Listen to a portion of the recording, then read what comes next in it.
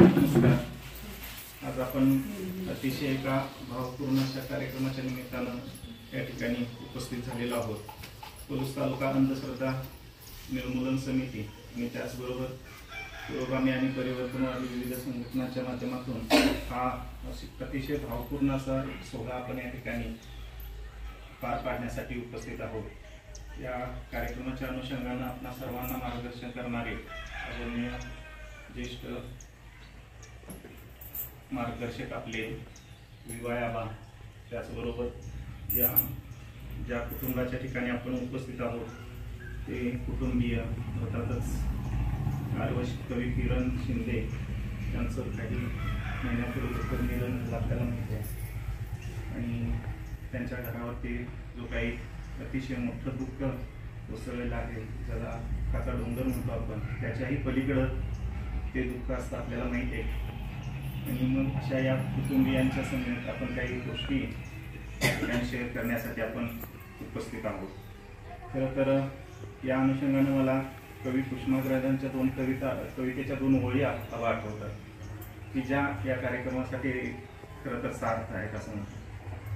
कवी कुसुमाग्रज म्हणतात, जरी मोडला संसार तरी मोडला नाही कणा, पाठीवरती हात ठेवून फक्त लढ म्हणा.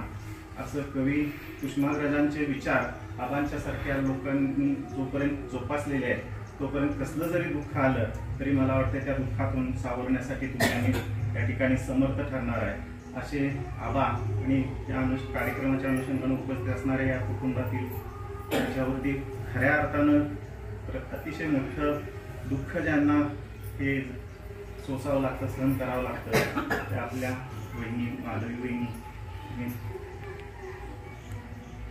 खरं तर मला आता या कार्यक्रमाच्या निमित्तानं भावूक होत आहे, कारण असा कार्यक्रम खूप मला वाटते अतिशय मोठ्या प्रमाणात कार्यक्रम होतात. मला वाटते पलूसमध्ये हा प्रथमच आपण आपल्या साक्षीनं हा कार्यक्रम होतोय. कवी किरण शिंदेचे वडील भाऊ मातोश्री आम्ही पाहिलेलं आहे काय दुःख त्यांचं होतं ते प्रत्यक्ष त्या प्रसंगात आम्ही सगळेच सहभागी होतो. तर त्यातून बाहेर पडण्यासाठी आपण हा कार्यक्रम घेतलेला आहे. आणि मग या कार्यक्रमाच्या अनुषंगाने उपस्थित असणाऱ्या सर्वांचंच मी खऱ्या अर्थाने या ठिकाणी सहर्ष स्वागत करतो. एक फॉर्मॅलिटीज म्हणून या कार्यक्रमाला उपस्थित असणारे जे मान्यवर मंडळी आहेत, ज्यांना प्रमुख पाहुणे म्हणून आपण या ठिकाणी आज आचरण केलेलं आहे, त्यांचा एक छोटासा या ठिकाणी सत्कार सोहळा होईल आणि त्यानंतर प्रत्यक्ष कार्यक्रमाची रूपरेषा आहे ते आपल्याला सर्वांना सांगणार आहे. सर्वप्रथम या कार्यक्रमासाठी उपस्थित असणारे कविवर्य सुमन गुरगाणे मॅडम, त्यांनी पुढे यावं. आबांना विनंती, त्यांना एक फूल आणि पुस्तक देऊन त्यांना सन्मानित करावं.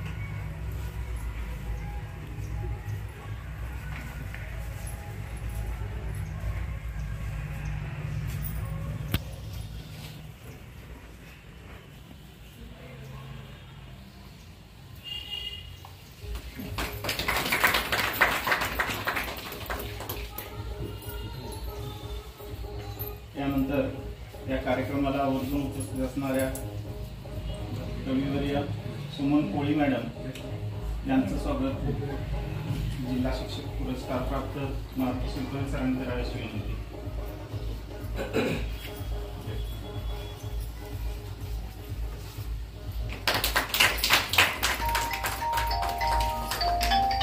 यानंतर या कार्यक्रमासाठी आवर्जून उपस्थित असणाऱ्या आणि वहिनींच्या संबंधित आणि त्याचबरोबर एक सामाजिक प्रबोधन करणारे पद्मावती भजनी मंडळ, त्यांच्या अनुषंगाने एक प्रतिनिधी म्हणून मोरे मॅडमना मी पुढे येण्याची विनंती करतो. माझ्या शाळेचं नाव सांगा, भजनी मंडळ. आणि भारतीय विद्यापीठ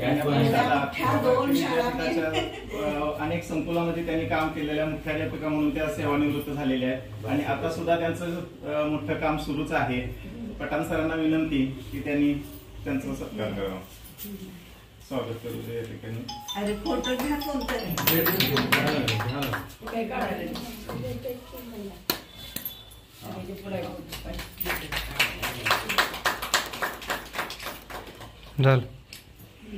यानंतर या कार्यक्रमाच्या अनुषंगानं उपस्थित माझ्या सुविद्यपत्नी एक समाजसेविका सामाजिक कार्यामध्ये अग्रेसर असणाऱ्या कल्पना मित्र मलमे यांचं स्वागत.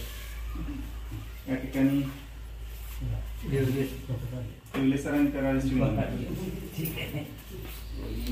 माझ्या स्वागत माझ्या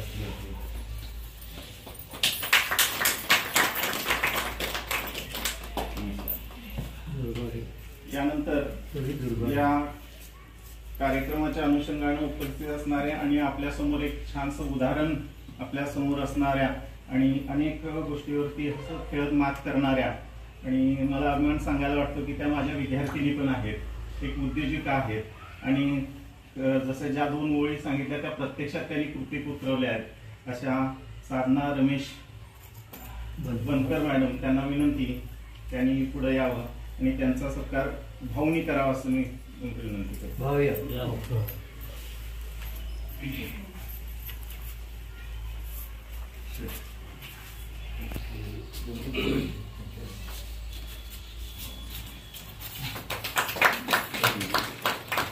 एक मिनिट भाऊ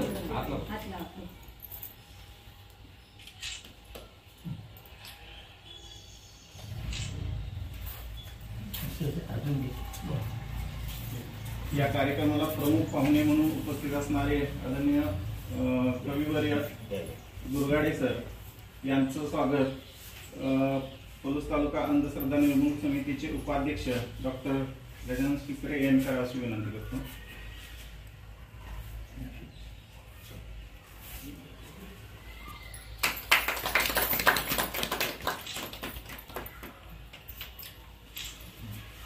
यानंतर आपल्या सर्वांचे ज्येष्ठ मार्गदर्शक आणि या सर्व गोष्टीचा पाठपुरावा करणारे आपले सर्वांचेच सातत्यानं मार्गदर्शन करणारे आदरणीय विवाय आबा यांचं स्वागत डॉक्टर गौरी गळंगे मॅडमने करावं अशी विनंती.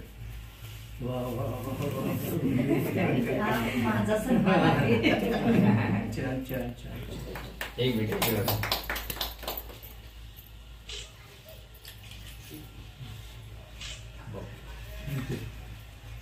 सर्वांना स्थानातून होण्याची विनंती. एक मिनिट सर.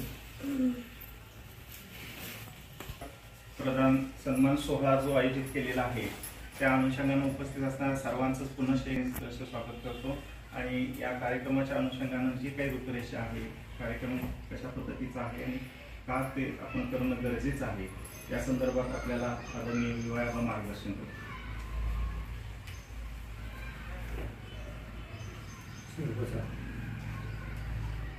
या समारंभाला उपस्थित असलेले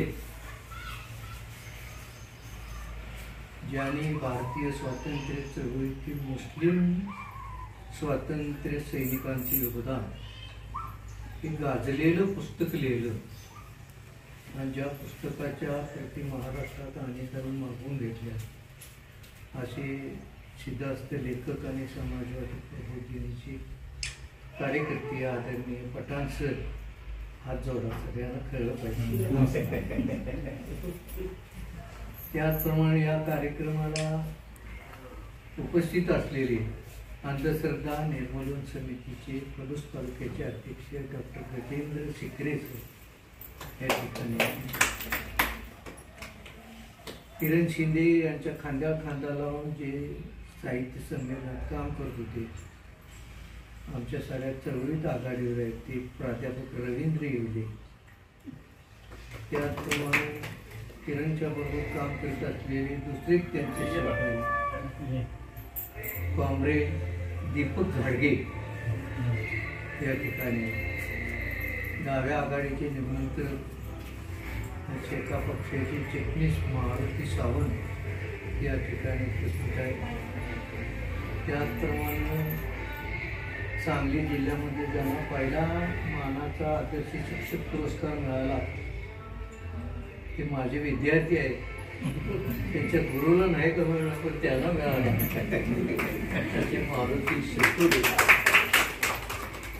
खरं म्हणजे मॅडमच्या काळात म्हणा, आमच्या काळात म्हणा, जे पुरस्कार दिले जायचे ते पुढाऱ्यांच्या सांगण्यावरून दिले जायचे. त्यामुळे पुढाऱ्यांच्या अवतीभोवती जी फिरत होती ते शाळेत नसले तरी चालेल, त्यांना पुरस्कार मिळाला नाही. आमचं काय येण्याचं शक्यताही नव्हती ना आम्हाला आशाही नव्हती. पण आता काळ बदलला. ज्या शिक्षकाचं काम अत्यंत चांगलं आहे त्याचं परीक्षण 2-3 वेळा केलं जातं आणि त्या निकषाला उतरणारा शिक्षक त्यालाच पुरस्कार मिळतो. आणि मला याचा खूप अभिमान वाटतो की मारुती अनेक चळवळीमध्ये असतो, लेखक आहे, कवी आहे, पण आदर्शन चांगला शिक्षक आहे, आमच्यापेक्षाही आहे हे त्यानं सिद्ध केलं. तर असे आमची मारुती शिरखोडे त्यातून या कार्यक्रमाला उपस्थित असलेल्या भारती कन्याशाळा ना मॅडम, तर ती कन्याशाळा माझे मित्र डॉक्टर पतंगराव कदम, आम्ही दोघं एका वसतिगृहात होतो, एका ताटात जेवत होतो. त्यांच्या संस्थेच्या शाळेच्या मुख्याध्यापिका. खरं म्हणजे शिक्षणाबरोबर समाज शिक्षणाचं काम करणं अतिशय अवघड असते आणि भजनाच्या माध्यमातून त्या करतायत. त्या मोरे मॅडम या ठिकाणी उपस्थित आहेत. त्याचबरोबर अनेक सगळीच नावं घेण्यासारखी आहेत. किरणची वडील आहेत, आई आहेत. त्याचबरोबर या ठिकाणी जे आज प्रमुख पाहुणे बोलवले शिवाजीराव दुर्गाडे, आताच मारुतीने त्यांची बातमी मला वाचून लावली. या दाम्पत्यानं नुकतंच 51,000ची देणगी एका कार्यक्रमात सामाजिक सेवेच्या दिली. आता ते फार मोठे श्रीमंत आहे म्हणून नाही, श्रीमंत माणसं म्हणून कंजूस असतात, पण जे हृदयाची श्रीमंत असतात ती दानशूर असतात. तर तसे आमचे कवी शिवाजीराव दुर्गाडे या कार्यक्रमाचे प्रमुख पाहुणे आहेत. त्यांच्या मिसेस या ठिकाणी सुमन दुर्गाडे या सुद्धा अतिशय चांगल्या कवयित्री आहेत.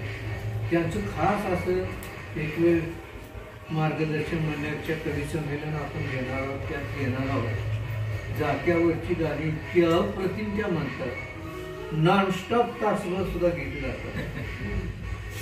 म्हणजे अतिशय मी त्यांचं ऐकले. किरण मला सांगितलं म्हणून त्या साहित्य संमेलनात ऐकलेले आहे. आम्ही किरणचे चुलते आणि सगळे आमच्या सुमनताई सर्वात महत्त्वाच्या गोष्टी आणि आमची ओरडायची, पण तिचा आवाज ऐकून मोठमोठे ढोल ठेवायचे, म्हणजे आणि कुणाचं हृदय पिवळून जाईल. म्हणजे माणसाचं भावनावस्थेनं हृदय पिवळून जाते. तर अशा तऱ्हेची सतीची चाल होती. त्याप्रमाणे अशा अनेक चाली, रूढी, परंपरा प्राचीन काळी होत्या. विधवा ज्या आहेत त्या विधवांना सुद्धा समाजामध्ये अनेक प्रकारची वागणूक चांगली मिळत नव्हती. त्यांचं केसच कापून टाकायचं, त्याला विद्रूप करायचं. का करायचं? आता अलीकडे मध्ये तरुणमध्ये असे सर्व महिला असेल, स्त्रीचं सौंदर्य केसात असतं, तेव्हा केस काढून टाकलं की काय पाहिजे कुठं आहे? असू दे काय नाही. तर केस वापर करायचं. आणि हे खरं तर ज्या ब्राह्मणी धर्मानं, ब्राह्मणी समाजानं या रूढी प्रथा त्या काळामध्ये रचल्या, त्या पुढे चालत गेल्या. आणि त्यावेळेस ब्राह्मणांच्या सुद्धा सगळ्यात आधी ब्राह्मणांच्याच महिलांचे केस काढायचे. मग त्या कालावधीमध्ये सावित्रीबाई फुलेंनी पुण्यात महिलांना आंदोलन करायला लावलं. कुणाला आंदोलन करायला लावलं? न्हाव्यांना. त्या न्हाव्यांनी सगळ्या पुण्याचे आंदोलन केलं आणि त्यांनी सांगितलं की आम्ही महिलांची केस कापणार नाही. असल्या वाईट चालेल त्या दिवशी आपलं स्त्रियांच्यावर अतिशय मोठे अत्याचार परंपरेने होतात. नवरा वारला की त्या बाईने घरात बसायचं. घरात दारात शेजारी खूप चांगला कार्यक्रम असला तर तिला आधीच सांगितलं जात बाहेर येऊ नकोस, आत बस. घरातला जरी चांगला कार्यक्रम असा, एखादं लग्न असलं, पूजा असली, नाही बाहेर. तिनं आपलं आयुष्य कुठं तर खोंपाड्यात जगायचं. आपल्या मुलाचं लग्न असलं तरी सुद्धा तिनं यायचं नाही. ज्या महिलांच्यावर वैधव्याची पाळी आली त्यांना अतिशय वाईट वागणूक त्या समाजामध्ये दिली गेली. अजूनही ती पूर्णतया संपली असं नाही, अजूनही तशी प्रथा आहे. नवरा वारला म्हणलं की त्या बाईकडे समाजाचाही बघण्याचा दृष्टिकोन अतिशय वाईट. जिच्या कपाळाला कुंकू नाही तिच्याकडे बघण्याचा दृष्टिकोन समाजाचा वाईट. घरात सुद्धा तिच्यावर त्रास, बाहेर तिच्यावर अत्याचार. तिला कोणी बोलू नये असं नाही, बोलणार नाही कोण नाही असं नाही, किडीस जास्त करायचं. आली एखाद्या समारंभात तर तुझं झालंय नव्हता जा, म्हणजे ती माणूसच नाही असं वागणूक महिलांना मिळत होती. पण ह्या विरुद्ध कुठेतरी उभा राहणं गरजेचं आहे. जशा सती जाणं, डोक्याचे केस कापणं, ह्या ज्या वाईट चाली होते त्या विरुद्ध महिला उभा राहिल्या. आज कुणाचे केस कापले जात नाही, आज कुठली महिला सती जात नाही. जाती का? पण त्याला कोणी ना कोणीतरी विरोध करून ह्या वाईट चालीरीती मोडाव्या लागतात. तर आता नव्यानं आम्ही सांगायची गरज नाही. नवीन लग्न झालेल्या मुली, पूर्वीच्या काळात लग्न झालं त्या मुलीचं आणि नवरा जर गेला तर शेजा पाजारी आजारी म्हणजे गल्ली बोळातली पोरं सुद्धा त्या मुलीकडे बुभुक्ष नजरेनं बघायची, घरात तिला वाईट वागणूक मिळायची. पण आता मुली खूप शहाण्या झालेल्या आहेत, महिला शहाण्या होत चाललेल्या आहेत. त्याने या ज्या विधवा अनिष्ट प्रथा परंपरा रूढी ज्या आहेत त्या स्वतः मुली झुगारून देत आहेत, शिकलेल्या मुली झुगारून देत आहेत. आणि हे वातावरण आता समाजामध्ये होण्याची आवश्यकता आहे. किरण शिंदेचा आठवण करून डोळ्याला पाणी आणून चालणार नाही. किरण शिंदे या विचाराचा भोगता होता. मला तो सांगायचा, आबा हा कार्यक्रम आपण घेऊया.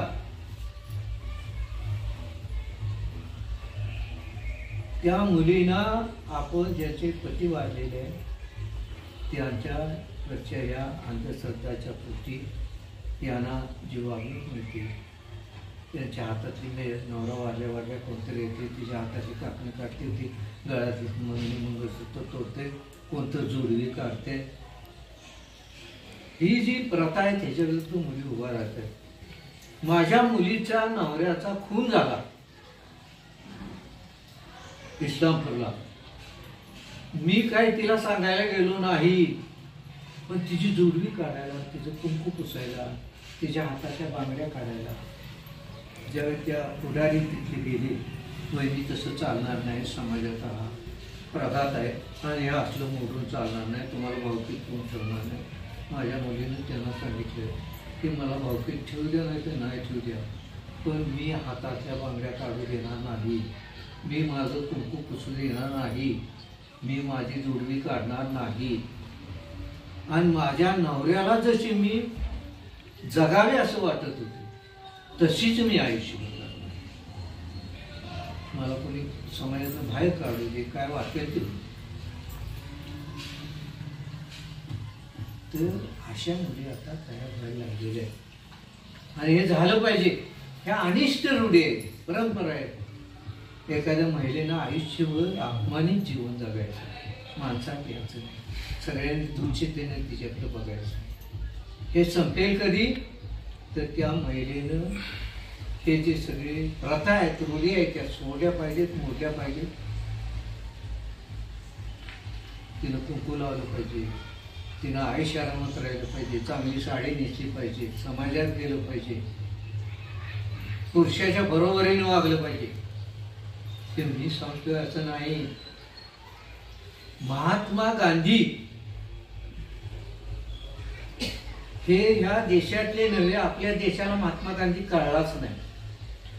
महात्मा गांधी मोठेपणी आपल्या देशाला कळले नाही. महात्मा गांधी त्यांच्यावर एक पुस्तक, म्हणजे अनेक पुस्तकं युरोपमध्ये लिहिली, त्यात सुरेश द्वादशीकरांनी महात्मा गांधी त्यांच्या संबंधी परवा त्यांचं मी वाचलं.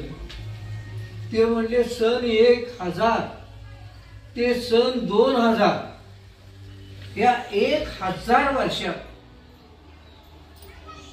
ह्या देशामध्ये नव्हे जगामध्ये अतिश्रेष्ठ माणूस कोण जन्माला आला, कोण अतिश्रेष्ठ माणूस ठरला, तर या संबंधी 10,000 माणसाची जगातली यादी केली. करून दिले तर माझे बुक नाही सांगत असं ते. खरं तर आज हा उपक्रम आपण राबवत आहे. खरं त्याबद्दल आपल्या सगळ्यांचं खरंच खूप कौतुक आबांच्या प्रेरणेने होत आहे. एक सुरुवात होती, खूप चांगली गोष्ट आहे. परंतु आबांशी मगाशी बोलताना आबा एक विषय मी विचारला की हा कार्यक्रम आता का घेतोय आपण. तर त्यावेळेला आता पण सर म्हटले की एक समाजाचं बर्डन असतं किंवा ह्या सगळ्या गोष्टी आपण बोलले तुम्ही. परंतु मला असं वाटतं की समाज म्हणजे कोण असतं, तुम्ही आणि आम्ही, आपणच फक्त असतो समाज म्हणजे. या गोष्टी आता होतात. खरं तर ज्या दिवशी म्हणजे तिचा नवरा जातो त्याच्यानंतर तिच्या अंगावर सौभाग्यालंकार काढले जातात. खरं तर तिच्यावरती एवढं दुःखाचा डोंगर कोसळलेला असतो आणि त्याच परिस्थितीमध्ये तिच्याकडून हे सगळं सौभाग्यालंकार काढून घेतले जातात. त्यावेळेला तिच्या मनाचा कुणी विचार करत नाही की तिच्या आता एवढं मोठं दुःख आहे तिच्यावरती, तरी ह्या सगळ्या गोष्टी तिच्याकडून काढून घेतल्या. तिच्या मनाची अवस्था काय होईल याचा कोणी विचार करत नाही. फक्त आमच्या ज्या सामाजिक रूढी परंपरा जे चालत आलेले आपण फक्त त्याचा विचार करतो की रूढी परंपरा आहे आणि हे झालं पाहिजे. तर तिच्या गळ्यातील ते मणी काढून वगैरे ते काहीतरी, मी काही ह्याच्यातून गेलेलं नाही, परंतु मी हे पाहिलेलं आहे की ते मणी काढून वगैरे देतात. खरंच ते मणी काढून दिल्यानंतर तिच्या नवऱ्याच्या तुम्हाला शांतता लाभत असेल का? म्हणजे तिच्या नवऱ्याला तिला दुःख देऊन त्याला शांतता मिळत असेल का? म्हणजे आपण एवढाही विचार करत नाही. पण जे चालत आलंय ते पुढे न्यायचंय आपल्याला. म्हणजे आपण एवढे बदल झालेत, आपल्या विचारांमध्ये एवढे बदल झालेत. आपण तुम्ही सगळे लहान असताना तुमच्या वेळी चालीरीती होत्या किंवा आपलं राहणीमान होतं त्यात आता किती बदल झालेत, बदल केलेत ना आपण. आता तुम्ही तुमच्या सोना किती बदल झालेत, तो बदल आपण स्वीकारतोय का? तर काय म्हणतो काळानुसार आपण बदललं पाहिजे. पण ह्या गोष्टी कुठे बदलल्यात? ह्या गोष्टी नाही बदलत आहेत. कारण रूढी परंपरेला चालत पुढे नेलंच पाहिजे असं म्हणतो आपण. रूढी परंपरा आपण पाळल्या पाहिजे, परंतु कोणत्या? ज्या चांगल्या आहेत त्याच. ज्या अनिष्ट आहेत, ज्याच्यामुळे एखाद्या व्यक्तीला त्रास होतोय, जगणं असंही होतंय, त्या का पाळाव्यात? त्याला कुठेतरी बंद केल्या पाहिजे किंवा त्याला कुठेतरी त्याला त्याचं म्हणजे काय म्हणतो शब्द नाही, बंद झाल्या पाहिजे त्या रूढी परंपरा. तर आबांनी सरांनी मला बोलवलं, सर मला भेटायला आले होते. त्यावेळेला सरांनी सांगितलं असं कार्यक्रम, सरांना क्षणाचं विलंब न करता सांगितलं सर मी येते. कारण एवढी चांगली गोष्ट ही होती, खूप म्हणजे मनाला खूप छान वाटलं. ज्यावेळेला माझ्यावर हा प्रसंग आला होता तर त्याच्यानंतर ना म्हणजे माझ्या मिस्टरांचं नाव मला जिवंत ठेवायचं होतं आणि त्यासाठी मी सामाजिक कार्यातून काहीतरी, कारण माझ्यावरती जी वेळ आली, आपण जेव्हा समाजात बघत असतो ना तर त्यावेळेला फक्त आपल्याला वाटत असतं की हा असं व्हायला नको पाहिजे, वाईट झालंय यांचं, हे कसे राहतील किंवा काय, असं फक्त वाटत असतं. पण जिच्यावर वेळ येते ना तिला कळत असतं की काय कंडिशन आहे, आता कसं जगायचं आपल्याला, पुढं कसं होणार आहे, काय होणार आहे. आणि जर समजा आर्थिक परिस्थिती चांगली असेल तर ठीक आहे, निभावून जातं. परंतु जर आर्थिक परिस्थिती चांगली नसेल तर मग मात्र खूप म्हणजे जे म्हणतो ना नरक वगैरे जे काही संकल्पना आहेत ना त्या जिवंतपणे उपभोगायच्या असतील किंवा जिवंतपणे पाहायच्या असतील तर त्या स्त्रीला बघावं. तिची एवढी, कारण ज्यावेळेला आपण समाजात उतरतो त्यावेळेला तिची अवस्था खरी काय झालेली असते ती तिला बघितल्यानंतर लक्षात येतं. तर त्यावेळेला आम्ही त्या महिलांच्या, गरजू विधवा महिलांच्या मुलांच्या शिक्षणासाठी आम्ही काम करायला चालू केलं. माझ्या मिस्टरांच्या नावाने ट्रस्ट चालू करून त्यांच्या मुलांसाठी आम्ही काम करायला चालू केलं, शैक्षणिक साहित्य वाटपासाठी. आणि त्यातून पुढे जात असताना या महिला माझ्या संपर्कात आल्या आणि त्या म्हणाल्या ताई तुम्ही जसं सौभाग्यालंकार परिधान करताय तसं आमचीही करण्याची इच्छा आहे, मग तुम्ही आमच्यासाठी काम करा. मग खरं तर मला भीती वाटत होती की हे कसं करणार, कारण समाजाच्या विरोधात जाऊन काम करायचं हे एवढं सोपं काम नसणार आहे. आणि हे काम मी माझ्या सासरी करत होते, राहत माहेरी होते परंतु काम सासरी करत होते, हे सगळे सोशल वर्क चालू होतं. परंतु जी महिला मला अशी बोलली होती तिच्या घरी जाऊन सांगितलं तिच्या सासू सासऱ्यांना की त्यांना ते सौभाग्यालंकार परिधान करायचे, त्यांना थोडंसं समजावून सांगितलं आणि 1 वर्षानंतर तिला सौभाग्यालंकार परिधान करायला भेटले. म्हणजे तिला हळदी कुंकू लावून तिची ओटी भरून त्या दिवशी तिला सौभाग्यालंकार घालायला भेटले. मग त्यावेळेला माझ्या मनात आलं की एका स्त्रीला जर मी एवढा आनंद देऊ शकते तर अशा कित्येक जण आहेत की मी त्यांनाही आनंद देऊ शकते. मग त्यानंतर या विषयावर काम करायला चालू केलं आणि आमची तिथे टीम एक तयार झालेली आहे. माझे मिस्टर CDP होते, महिला बाल विकास अधिकारी, त्यामुळं त्यांचे बॅचमेट असल्यामुळे प्रशासनातून पण मला तिथून मदत भेटली. आणि त्यांनी मला टीम मधून सुद्धा मला आलं की मॅडम नाही हा समाजाच्या विरोधात जाऊन उपक्रम आहे आणि आपल्याला त्रास होऊ शकतो याचा. म्हटलं नाही, कारण त्याच वेळेला GR पण शासनाचा निघाला होता, अनिष्ट विधवा प्रथा प्रतिबंध. आणि आम्ही मला वाटतंय 2022 साली जानेवारीमध्ये आम्ही संक्रांतीच्या अगोदर हळदीकुंकवाचा कार्यक्रम अरेंज केला. आणि त्या कार्यक्रमाला आम्ही सोलापूर जिल्ह्याचे ऍडिशनल SP हिमत जाधव सरांना आमंत्रित केलं होतं. आणि जवळजवळ 1000 महिलांचा तो कार्यक्रम आयोजित केला होता आम्ही. आणि त्यामध्ये 16 महिलांनी सौभाग्य अलंकार स्वेच्छेने परिधान केले. आणि त्यामध्ये 65 वयोगटातली पण महिला होती, तिने सौभाग्य अलंकार परिधान केले. म्हणजे आणि आतापर्यंत आम्ही असे कार्यक्रम घेतोय, 100+ महिलांनी जवळजवळ सौभाग्य अलंकार स्वेच्छेने परिधान केले. त्यामध्ये मला आणखीन एक असं सांगावंसं वाटतं सर की ज्या वेळेला आपण म्हणतो ना की महिलांनी पुढे आलं पाहिजे, खरं तर महिला पुढे येतात, परंतु थोडंसं सर एक्स्ट्रा होतं थोडंसं महिलांनी पुढे आलं पाहिजे म्हणतो, परंतु महिला पुढे कुठल्या येतात. कारण मी आता काम करते त्यावरून मला लक्षात येतं, ज्या 40च्या पुढे गेलेत, 45च्या पुढे गेलेत, त्या महिला पुढे येतात, मॅडम आम्हाला सौभाग्य अलंकार परिधान करायचं. कारण त्या सक्षम झालेल्या असतात किंवा त्या स्वतः स्वतंत्र पुढे निघालेल्या असतात. परंतु ज्या तरुण वयातले तरुण विधवा स्त्रिया आहेत त्या पुढे येत नाहीत, एकतर त्या सक्षम नाही आहेत. जरी त्या अगदी पोस्ट ग्रॅज्युएट आहेत, आता माझ्या समोर आहेत तशा मुली पोस्ट ग्रॅज्युएट आहेत, परंतु सौभाग्य अलंकार परिधान करत नाहीत, कारण तर घरातल्यांचं दडपण आहे त्यांच्यावरती. सक्षम नाहीयेत, त्या स्वतःच्या पायावरती उभ्या नाहीयेत. आता समाजात खूप भयान अवस्था चालू आहे, कारण त्यांच्याकडे बघितलं तरी डोळ्यातून आपोआप पाणी येतं, अशी अवस्था त्या मुलीची. अशा वेळेला मला काय वाटतं की हा प्रसंग ओढवतो कुणामुळे, आपलं लग्न होतं, लग्न झाल्यानंतर सौभाग्य अलंकार परिधान केले जातात, त्याच्या अगोदर हळदीकुंकू लावलं जातं आणि लग्न झाल्यानंतर सौभाग्य अलंकार परिधान केले जातात. म्हणजे पुरुष ज्या वेळेला आयुष्यात येतो त्यावेळेला ते सौभाग्य अलंकार परिधान केले जातात आणि तो गेला की ते काढले जातात. परंतु ज्या वेळेला अशी घटना घडते त्यावेळेला समाजातून सांगितलं जातं का की तुझा नवरा गेलाय तर हे सगळे दागिने वगैरे काढायचे, परंतु तू आता तो गेला तर तू त्याच्या ह्याच्यातून तू मुक्त झाली असं कोण सांगतं का? असं कोणी सांगत नाही. त्याचं नाव लावू नको असं कोण सांगतं का? त्याचं नाव लावायचंय, त्याच्या मुलांसाठी जगायचंय, त्याच्या मुलांचं सगळं बघायचंय, त्याच्या आई वडिलांचं बघायचंय, त्याचं जे काय आहे स्वप्न ती सुद्धा पुढे न्यायचे, परंतु त्याच्या नावानं सौभाग्य अलंकार घालायचे नाही. हे फक्त समाज सांगतो. तू सुद्धा माणूस आहेस आणि माणसासारखं तुलाही जगण्याचा अधिकार आहे असं कोण सांगतं? कुणीही सांगत जात नाही, कुणी सांगतच नाही. सांत्वन करायला येणारे असतात ते म्हणतात मुलांसाठी जग, ते तरी कुठे म्हणतात तुझा आयुष्य तू तुझ्यासाठी पण जग, असं नाही सांगितलं जात. कुणीही सांगत नाही. तो नाही ना, तो नाहीये तर मग तू कुणासाठी तर जगलं पाहिजे, स्वतःसाठी जग असं कुणीही सांगत नाही तुम्हाला.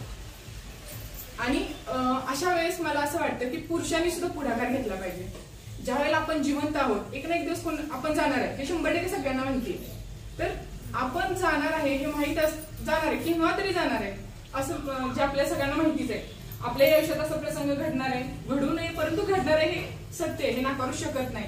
हे जर तुम्ही जिवंत असताना तुम्ही तुमच्या आजूबाजूचे लोक असतील, ज्या भावकीला तुम्ही घाबरतो आपण म्हणतो, आजूबाजूच्या लोकांना तुम्ही जिवंत आहात तोपर्यंत जर तुम्ही सांगितलं तर मी ज्या वेळेला जाणार आहे, माझं ज्या वेळेला असं काहीतरी होईल तर त्यावेळेला माझ्या बायकोच्या अंगावरचे दागिने तुम्ही काढून घ्यायचे नाही.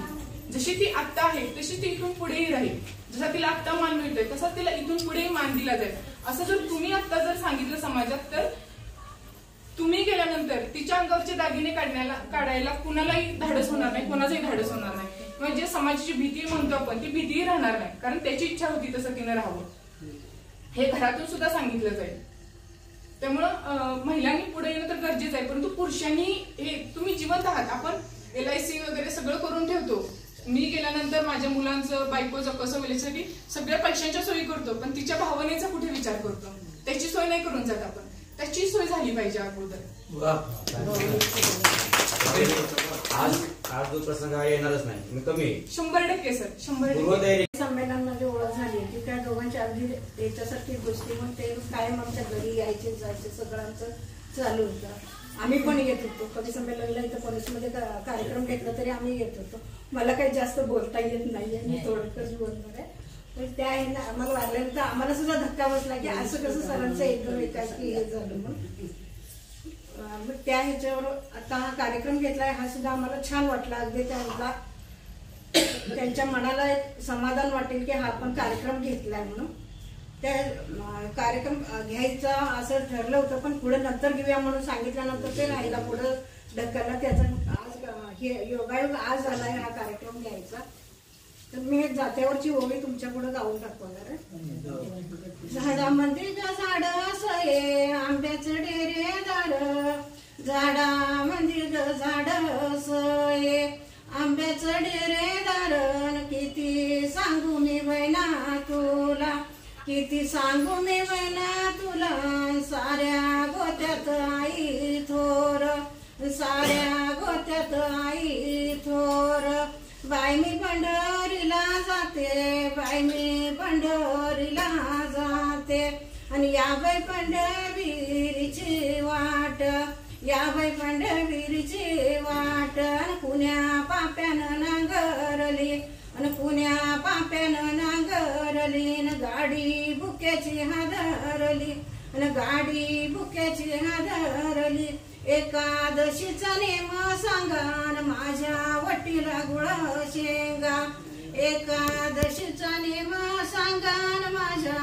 वटीला गुळ शेंगा काग रुसली रुकमिन काग रुसली रुकमिन ये ग विठ्ठल देव बोल ये ग विठ्ठल देव बोल चल रुक्मिणी चोळी शिव चल रुक्मिणी चोळी शिव चंद्रभागेच्या वाळवंटी चंद्रभागेच्या वाळवंटी शिंपी आलय नामदेव शिंपी आलय नामदेव आणि या रुक्मिणीची चोळी कुण्या शिप्यानं शिवाईले आणि कुण्या शिप्यानं शिवाईले वर आळंदीली वाईले वर आळंदीली वाईले तुम्ही यायचंय आपण उभं केला या का अलंकार प्रदान सोहळा जो आपण आयोजित केलेला आहे त्यामध्ये स्त्रीचा जो मान आहे त्या मान या ज्या ज्या गोष्टी तिच्या काढल्या जातात सर्व वर्णाच्या उपस्थितीत त्याच्या कुटुंबियांच्या उपस्थितीत आपण त्यांना प्रदान करतो आहोत त्यामध्ये साडी ब्लाउज त्यानंतर बांगड्या मणिमंगळसूत्र जोडवी आणि या सगळ्या गोष्टी आज माधवी शिंदे कवी वर्य किरण शिंदे यांच्या सुविद्य पत्नी त्यांना आपण या पलूस तालुका अंधश्रद्धा निर्मूलन समितीच्या माध्यमातून आपण या सर्व त्यांच्या सौभाग्यानंतर त्यांना आज आपण प्रदान करतो आहोत आणि त्या सर्वांनी पुढे येऊन त्यांना अतिशय आपल्या ज्या संस्कृतीची ज्या चांगल्या परंपरा आहेत त्या परंपरानुसार ज्या अनिष्ट रूढी परंपरा आहेत त्याला आपण फाटा देऊन या सगळ्या गोष्टी करतो आहोत तर त्यांनी त्या कराव्यात अशी सर्वांना विनंती त्यांना यापुढे हळदी कुंकू वगैरे त्यांना लावून घ्या फोटो खाट पासून सगळ्या महिलांचा आला पाहिजे सुशील शूटिंग झालं पाहिजे शूटिंग वाला कोण आहे हो सर मी शूटिंग करतो नाही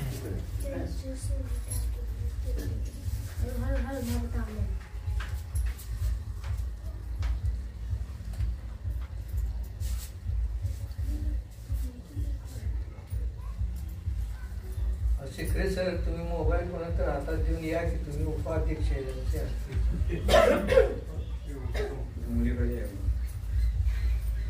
छोट्या मुली कुठे करायचा एक फोटो एक घेणार आहे पुढच्या कार्यक्रमाला फोटो घे सगळं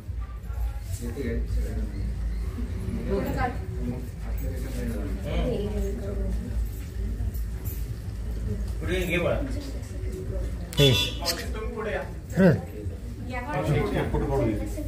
मावशी या पुढे तुम्ही पण लावा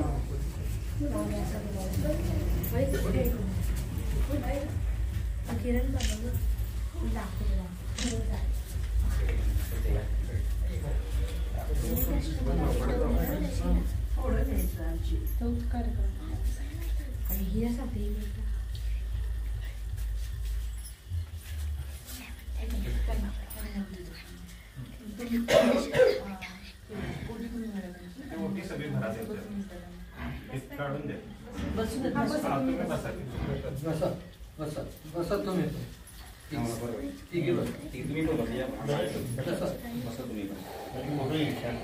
तुम्ही जर मागे सर सगळ्यांचा फोटो मला एक वेळ मागे असं या पाठी जवळ जागा आहे मागे सारखा म्हणजे थोडा हात माग देता का असं फोटोकडे बघा मावशी इकडे. चला हा आजी बसा. ये रे बाळा. पुढं बघा. नाही असं नाही, आपण चांगलं काम करायला लागलोय. मॅडम ती या लोकांना बाहेर पडायचं म्हणूनही करायचंय. तुम्ही अडकवत मॅडम घ्या. आता त्यांच्या हातात द्या काय ते. अहो मॅडमच्या हातात द्या काय. प्रत्येकीने एक एक घालायचं असते हो.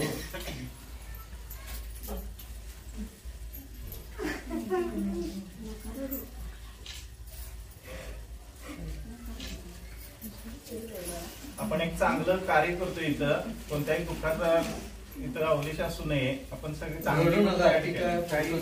चांगल्या गोष्टी करतोय आपण.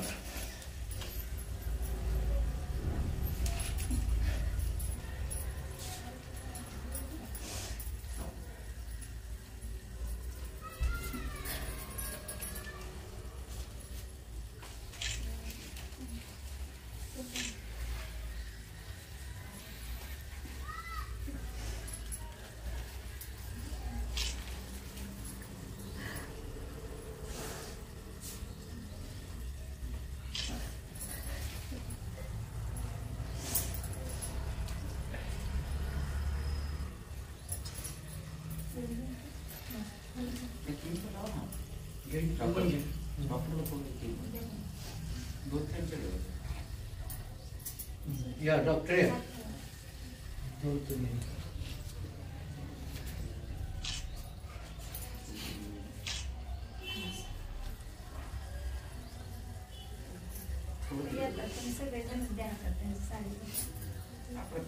उर्वरित सर्व साहित्य ओटी भरून या की पुढे तुम्ही मावशी. आणि त्यानंतर साधना मॅडमनी पण स्वतः त्या ठिकाणी ओटीचं साहित्य आणलेलं आहे. वैष्णवी जरा फोटो येईल असं पाठीमागं. या पुढे. एक मिनिट.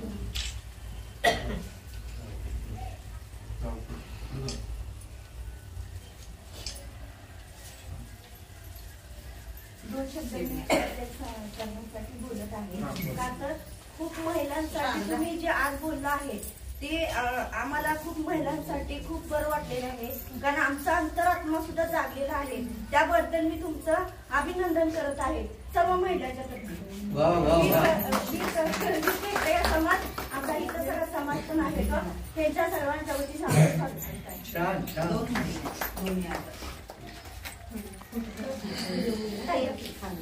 या ना.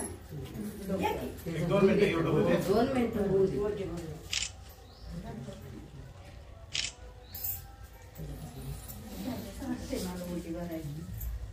त्यानंतर साधना बनगर मॅडम त्यांनी ओटी भरणीचा कार्यक्रम या ठिकाणी संपन्न करावा. त्यांनी हे सौभाग्य अलंकार आणलेला आहे. सगळं साहित्य त्या देऊन त्यांना सन्मानित करते.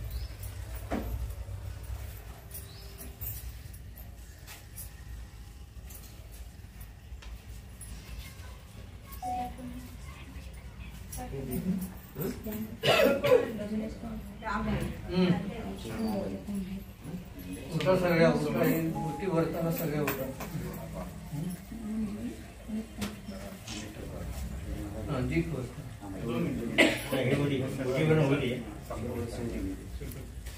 फोटो घे.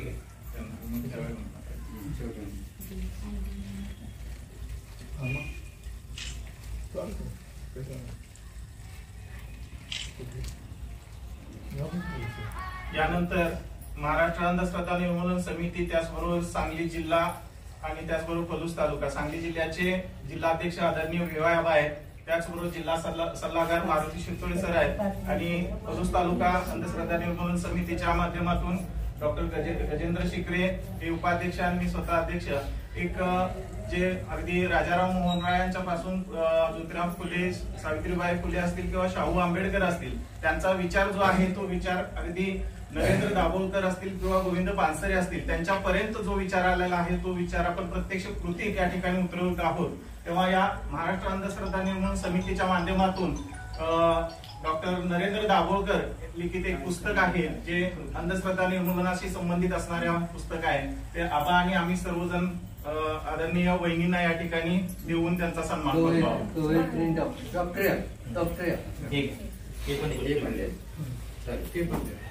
तुमच्या असलेले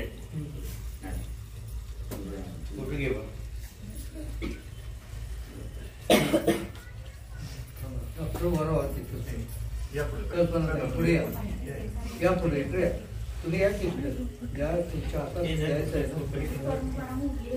आम्हाला खूप महिलांसाठी गौरवाची गोष्ट आहे.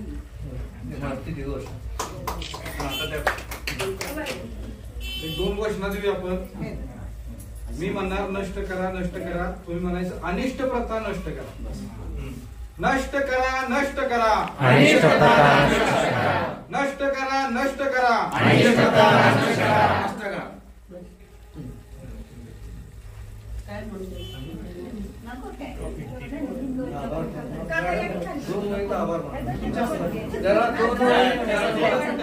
दोनच मिनिटात मोरे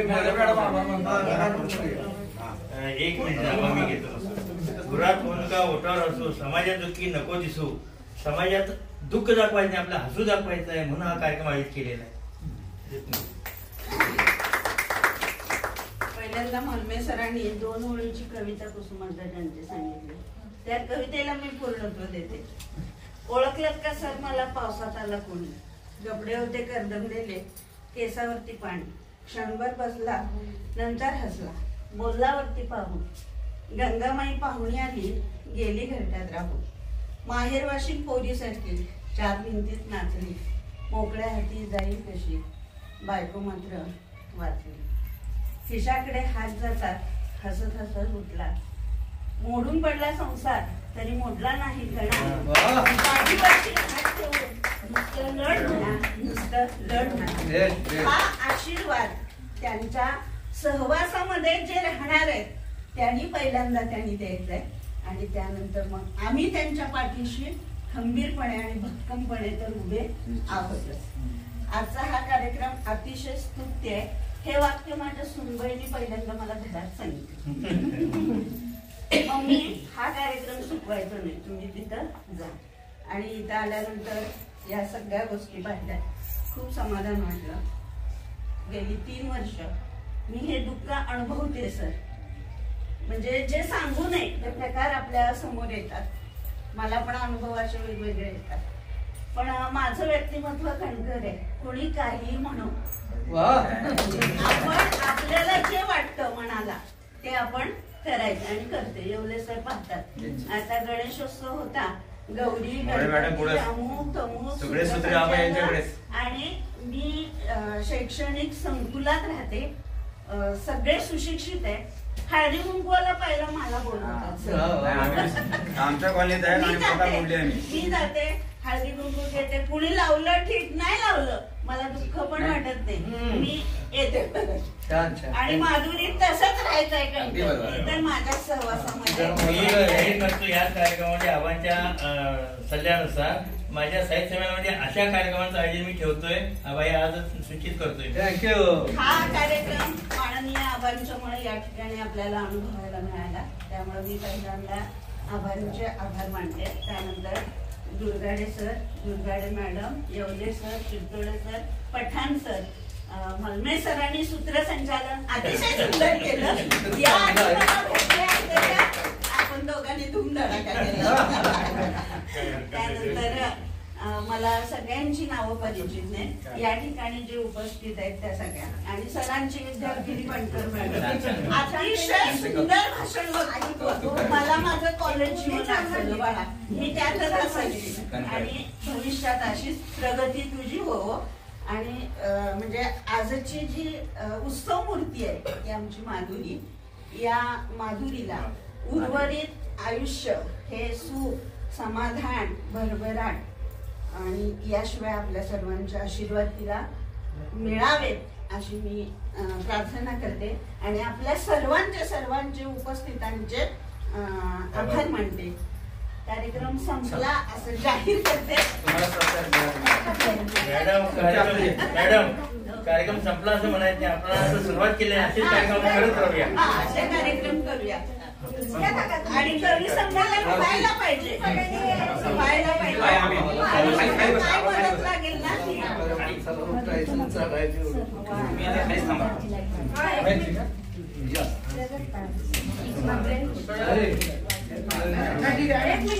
मालमे सर पुढे या. आमच्या वीर कक्कया समाजाच्या वतीनं मी यांचं स्वागत करत आहे. त्यांनी हा परंपरेचा कायदा सगळा मोडून काढला, त्याबद्दल मी तुमचं दिलगिरीने आभार मानते. तुम्हीच आमच्या कार्यकर्ते. आपण सगळ्यांना चला आता